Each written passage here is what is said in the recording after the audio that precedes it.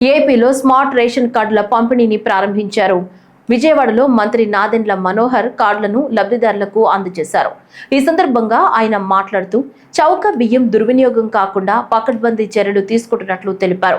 సాంకేతికత వినియోగంతో smart ration కార్డులు తయారు చేశామని, వీటిలో క్యూఆర్ కోడ్ పొందుపరిచామని, రేషన్ తీసుకోగానే కేంద్ర జిల్లా కార్యాలయాలకు సమాచారం అందుతుందని, 9 జిల్లాల్లో ఇంటింటికి రేషన్ కార్డులు పంపిణీ చేస్తున్నామని, 1.46 కోట్ల కుటుంబాలకు సెప్టెంబర్ 15 కల్లా కార్డులు అందిస్తామని మంత్రి నాదెండ్ల అన్నారు. పండుగ వాతావరణంలో మారుతున్న టెక్నాలజీని ఉపయోగించుకుని గౌరవ ముఖ్యమంత్రి గారు చంద్రబాబు నాయుడు గారి ఆధ్వర్యంలో రాష్ట్రంలో ఏ విధంగా ఇన్నోవేటివ్ గా ఉండి బెస్ట్ ప్రాక్టీసెస్ ఉపయోగించాలి, పౌరులకు మెరుగైన సేవలు అందించాలి.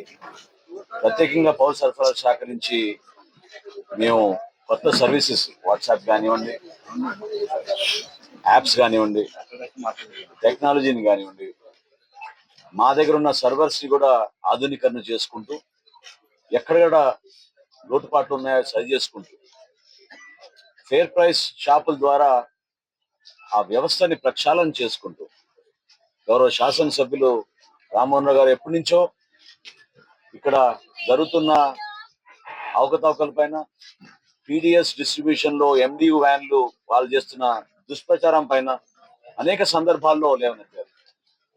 సో ఈరోజు గర్వపడుతూ మేము అందరం జిల్లాలో ఉన్న అనేక కార్యక్రమాలు 25వ తారీఖు నుంచి ప్రారంభించిన సందర్భంలో 9 జిల్లాల్లో ఈ రోజున ప్రత్యేకంగా ఎన్టీఆర్ జిల్లాలో పెనమలూరు నియోజకవర్గంలో అవకాశం దొరకడం అనేది మేమందరం కూడా అదృష్టంగా భావిస్తున్నాం. ప్రతి ఒక్కరికి మంచి జరగాలి.